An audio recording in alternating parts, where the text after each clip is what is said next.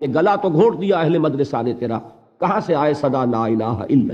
ہم نے برٹرینڈ رسل کو پڑھا ہے، ہم نے ڈاروین کو پڑھا ہے، ہم نے فرائڈ کو پڑھا ہے، ہم نے مارکس کو پڑھا ہے، تو ایمان کہاں سے آ جائے گا؟ ان نظریات نے ہمارے ذہنوں میں تصادم پیدا کیا ہوا، کانفلکٹ ہے، تضادات ہے، ہم کچھ مانتے کچھ اور ہیں، کرتے کچھ اور ہیں۔ وجہ یہی ہے کہ وہ ایمان کی حقیقت ہمیں حاصل نہیں۔ اس کے لیے خصوصاً جدید تعلیم یافتہ طبقے میں تجدید ایمان کی ایک تحریک۔ اب ظاہر بات ہے کہ تجدید ایمان کے لیے ہمارے پاس سورس کیا ہے، ایمان کہاں سے ملے گا؟ تو میں جس نتیجے پر پہنچا وہ یہ کہ منبع ایمان اور سرچشمہ یقین قرآن حکیم ہے، کہ وہ جنس نہیں ایمان جسے لے آئیں دکان فلسفہ سے، ڈھونڈے سے ملے گی عاقل کو یہ قرآن کے سی پاروں۔ قرآن وہ نور ہے کہ جو اندھیروں سے نکال کر روشنی میں لاتا ہے۔ اندھیرے کون سے ہیں؟ کفر کا اندھیرا، شرک کا اندھیرا، الحاد کا اندھیرا، مادہ پرستی کا اندھیرا، یہ تمام اندھیرے۔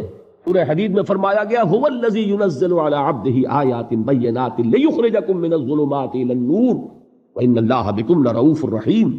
وہی ہے اللہ جو اپنے بندے پر صلی اللہ علیہ وسلم یہ آیات بینات نازل فرما رہا ہے تاکہ وہ ان کے ذریعے سے تمہیں اندھیروں سے نکال کر روشنی میں لائے۔